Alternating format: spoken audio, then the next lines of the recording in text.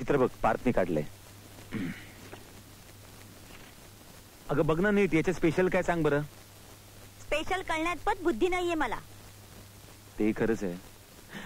म्हणजे मला असं म्हणायचंय की समजा हे पोर्ट्रेट आपण एक्झिबिशन मध्ये ठेवलं तर याला नक्कीच चांगली प्राइस मिळेल, नाही? देव करो आणि एकदाचा प्राइस मिळो.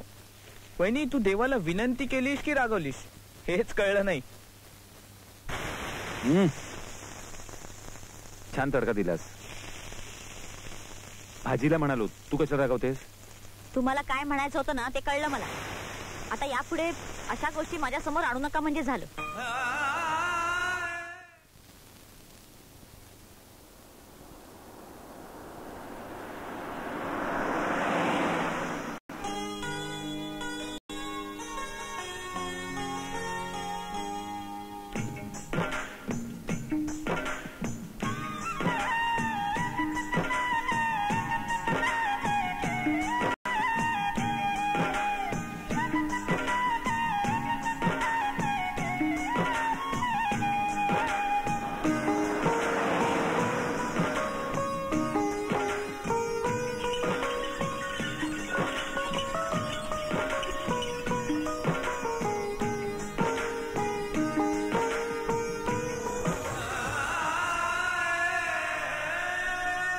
काय झालं? दादाची आठवण आली? अरे वेडे, आपण त्यांनाच भेटायला चाललोय, हो ना? हो. मला त्याचा भूतकाळ आठवला. किती सुखी संसार होता त्याचा. कसं फुलासारखं जीवन होतं त्याचं, जशी राम सीतेची जोडी. खरंच मी खूप भाग्यवान आहे. मला तुमच्यासारखा पती परमेश्वर मिळाला. आणि मी सुद्धा तुझ्यासोबत खूप खुश आहे. हा, फक्त चिंता आहे ती पार्थची. त्याचं कसं होईल, काय होईल. पण खरं सांगू मनाली, आता मी विचार करणं सोडून दिले. कारण त्याला माझ्यासारखा भाऊ आणि तुझ्यासारखी प्रेमळ वहिनी मिळाली.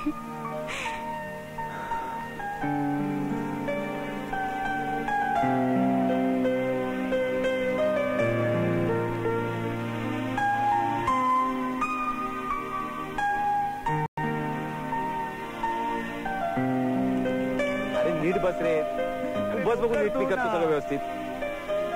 अहो, अंघोळ आटपली तर लवकर या, ऑफिसला जायला उशीर होतोय. हॅलो, डोळ्यात, माझ्या डोळ्यात साबण रे जरा. अरे प्लीज रे, सगळीकडे साबण तर लावते आधी. अरे आधी डोक्यावर पाणी, मग तुला कुठे साबण लावायचंय? तुला टाकतो टाकतो, रडू नको लहान मुलासारखा. तू लवकर. हा, लहान मुलासारखा रडतो. गेला का साबण? हो.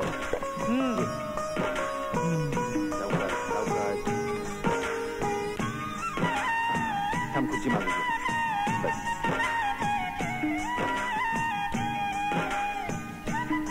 अरे दादा, आता मी लहान राहिलोय का? हे सगळं मी स्वतःही करू शकतो. ते मलाही कळते रे, पण आता सवय झाली ना त्याची मला. खरंच नशीबवान आहेत पार्थ भाऊजी. त्यांना तुमच्यासारखा भाऊ लाभला नसता तर? नसता तर म्हणजे? जी लोक अशा अवस्थेत असतात त्यांची काय दशा असते. काय म्हणायचं तुला? मग अशी माणसं काही भीक मागतात? मी असं तर नाही म्हटलं. हो, पण तुझ्या बोलण्याचा हेतू तर तोच आहे ना. आता विधात्याने त्याच्या आयुष्यात अपंगत्व घातलं तर त्याचा काय दोष आहे? आणि मनाली, आपल्या दोघांखेरीज त्याच्या जगात दुसरं कोण आहे? मला त्यांना दुखवायचा हेतू नव्हता, पण अपंग लोक भीक मागतात हे तेवढंच खरंय. मग तुला काय म्हणायचंय? इतरांप्रमाणे त्याला पण रस्त्यावर भीक मागायला सोडू? माझ्या बोलण्याचा असा अर्थ नाहीये हे कितीदा सांगू मी. मला एवढंच सांगायचं की प्रत्येक माणसाला भविष्य असतं. म्हणजे तुला काय म्हणायचंय की त्याला भविष्य नाहीये? तो जन्मभर आपल्यावर ओझं म्हणून राहील? त्याच्या ओझ्याचा भार तुझ्याकडनं नाही पेलवणार ग. अगं, तो माझा भाऊ आहे, त्याचा मला कसला आलाय भार? नाही, बरोबर आहे. त्याचं तुझ्याशी रक्ताचं नातं नाहीये ना, म्हणून तू अशी वागतेस. म्हणाले, माझ्या एका प्रश्नाचं उत्तर देशील? असं काय विचारणार आहात? पार्थच्या जागेवर तुझा भाऊ असता तर तू काय केलं असतंस ग? बोल ना आता, उत्तर दे ना, गप्प कायस? नाही, तुम्हाला वाईट वाटेल. त्याची काळजी नको, तू सांग. मी त्याला त्याच्या स्थितीवर सोडलं असतं.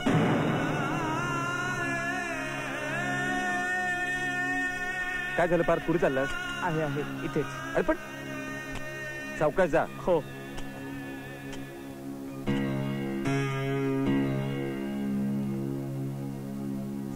मनाला किती कठोर आहेस ग तू. म्हणजे तू सुद्धा मनाने अपंगच आहेस. हो बरोबरच आहे, तुझ्या ते दया प्रेम हे भाग निकामीच झालेत ना, म्हणजे तू पण अपंगच.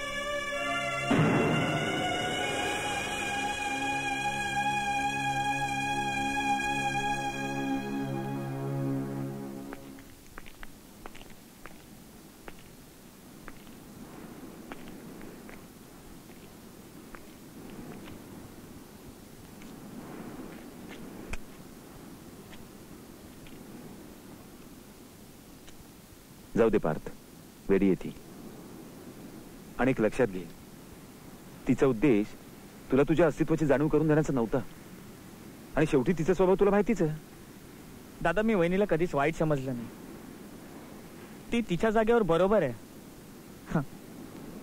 माझंच नशीब फुटकं, त्यात तिचा काय दोष? असं नशीब फुटकं बिटकं काय नसतं, असं काय नसतं. इथे स्वतःचं अस्तित्व घडवायचं असतं, यालाच नशीब म्हणतात. इथं प्रत्येकाला एक संधी मिळते, तशी तुला एक संधी मिळेल तुझं अस्तित्व घडवण्याची. आणि पार्थ, तू त्या संधीचा जर फायदा घेतलास ना तर खूप मोठा चित्रकार होशील. आणि एक गोष्ट लक्षात ठेव, तू पायाने अधू आहेस, बुद्धीने नाही. खरं सांगू दादा, तू जेव्हा असं बोलतोस ना तेव्हा माझा आत्मविश्वास अजूनच बळकट होतो. अरे माझं जगणं व्यर्थ आहे हे विसरायला तुम्हाला भाग पाडतोस.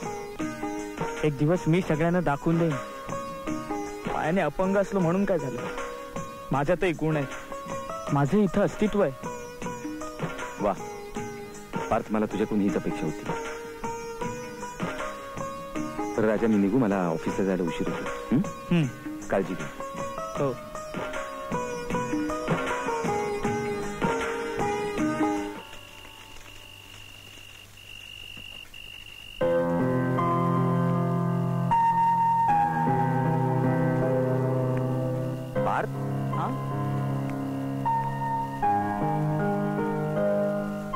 अरे वा,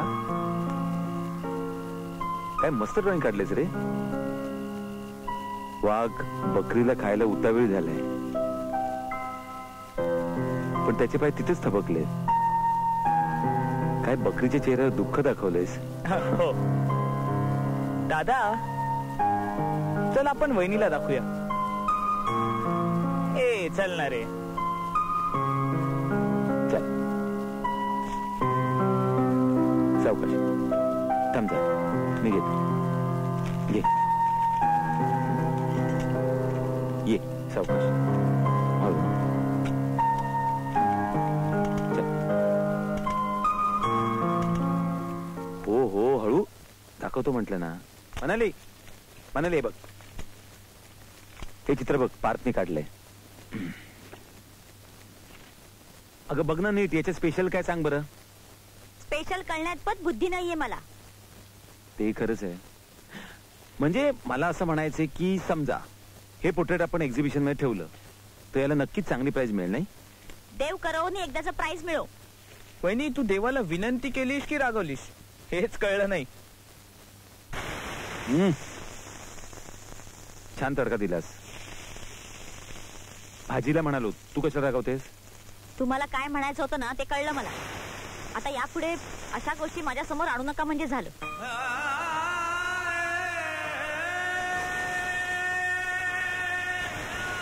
किती कठोर आहेस ग तू. कोणाचाही काही विचार करत नाहीस. निदान त्याची नाही त्याच्या कलेची तरी कदर कर. केवढ्या उत्सुकतेने आला होता तुला दाखवायला. सारखा मला म्हणत होता चल चल वहिनीला दाखवूया. तुला काही कदर नाही त्याची. तुझ्याशी बोलण्यातच पण नाही.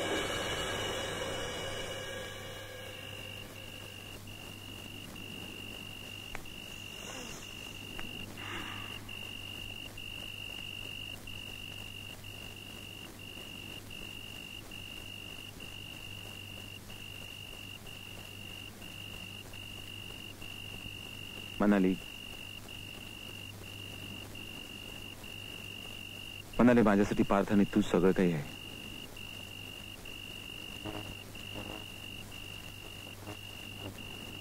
मला तुलाही खुश बघायचे.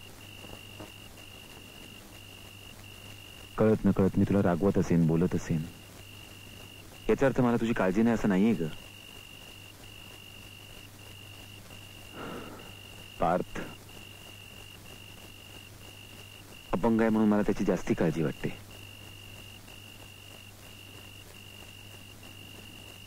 पण त्याचं भविष्य आता तोच निर्माण करणार आहे.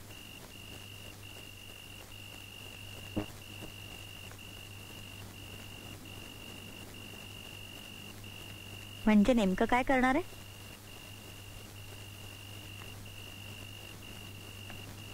मनाली, तुला त्याच्या कलेचं भान नाहीये. तो असाच जर ड्रॉइंग करत राहिला ना तर एक दिवस त्याच्या पोर्ट्रेट्स ना लाखो रुपयांची प्राइजेस मिळतील. आणि तो दिवस लांब राहिलेला नाही जेव्हा त्याला यश मिळालेलं असेल.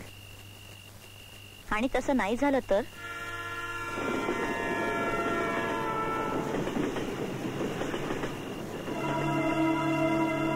बरोबर आहे. तुझ्यासाठी हा फार मोठा प्रश्न आहे. याचं उत्तर मी आयुष्यभर कधीही देऊ शकणार नाही.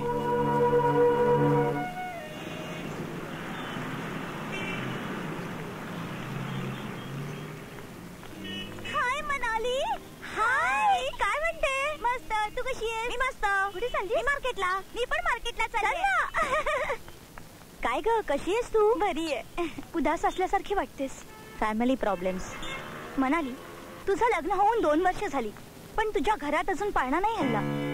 माझ्या बोलण्याचं तू वाईट वाटून घेऊ नकोस. नाही ग, त्यात वाईट काय वाटून घ्यायचं? माझी इच्छा असून काय फायदा? त्यांनी तयार व्हायला नको? म्हणजे मला नाही कळलं. ते म्हणतात पार्थचं करिअर घडल्याशिवाय नाही. अगं पण यात पार्थचा संबंध येतोय कुठे? मूल तुला हवंय ना? हे त्यांना कळायला नको? म्हणजे तुझ्यावर अन्याय आहेस ना, हे प्रेम भाऊजींना समजायला हवं. त्यांना कोण सांगणार? म्हणजे काय? पार्थचं जर करिअर नाही घडलं तर तू तुझं आयुष्य व्यर्थ घालवणार? तू मला सांग, मी काय करायला हवं? तुला तुझ्या हक्कासाठी लढायलाच हवं, नाहीतर तुझा जन्म व्यर्थ जाईल. अगं कुळ चालवायला कुणीतरी हवंय ना? एवढं सुद्धा समजत नाही तुझ्या नवऱ्याला?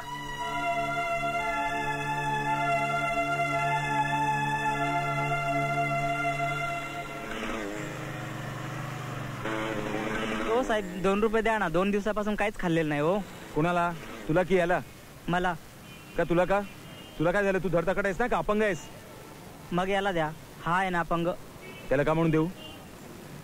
हो साहेब, काय मस्करी करताय? दिसत नाही का तो अपंग आहे म्हणून? अहो, काही काम धंदा करू शकत नाही म्हणून तर भीक मागतोय. मी याला 2 रुपये का द्यायचे? हो साहेब, द्यायचे असेल तर द्या ना 2 रुपये. उगीच बडबड काय करताय? लाज नाही वाटत तुला? 2 पैसे मिळवण्यासाठी खांद्यावर घेऊन त्याला भीक मागताय? एवढ्या खालच्या थराला जाता तुम्ही लोक? अहो, पैसे द्यायचं नाही ते सांगा ना. फुकटचं भाषण काय देताय? एक दिल ठेवून चल एक. हो साहेब, म्हणतो ना. जातो जातो. चाल. चालायचं नाही. काय सकाळी सकाळी पणवती लागली. हा बोलतोय. हो हो हो, आज संध्याकाळी भेटल्यानंतर सांगेन तुम्हाला. हो, माझं त्यांचं बोलणं झालंय. या या, आय लेट यू राईट. हे कटिंग घे रे.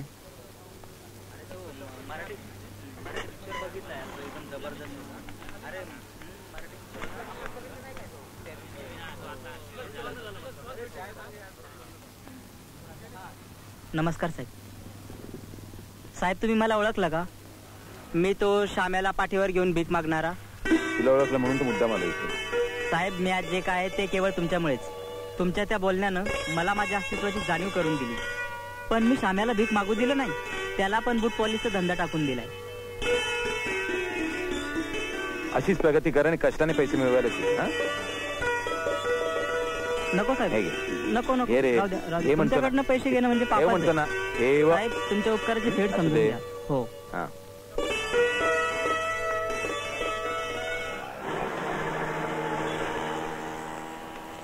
कर. साहेब, क्रीम करू की साधी? हम्म? क्रीम करू ना? तुला कुठे ते पाहिल्यासारखं वाटतं रे? हो साहेब, आज तुमच्यामुळेच तर मी दुसऱ्या कोणावर अवलंबून नाहीये. माझ्यामुळे म्हणजे? साहेब, त्या दिवशी नाही का तुम्ही माझ्या मित्राला झापलं आणि तेव्हापासून त्यानं मला पाठीवर घेऊन भीक मागणं सोडलं बघा आणि मला हा धंदा टाकून दिला. साहेब रागाच्या भरात बोललो होतो मी. मग तो काय करतो हल्ली? साहेब ते हाडको कॉर्नर नाही हा. का, तिथे त्याने एक छोटीशी टपरी टाकली चहाची. बर, म्हणजे दोघं आता कामाला लागलात. चांगलंय. हे घे नाही साहेब राहू द्या. घे. नको साहेब नको. घे म्हणतो ना आदत आणि अशीच प्रगती कर. हा हो.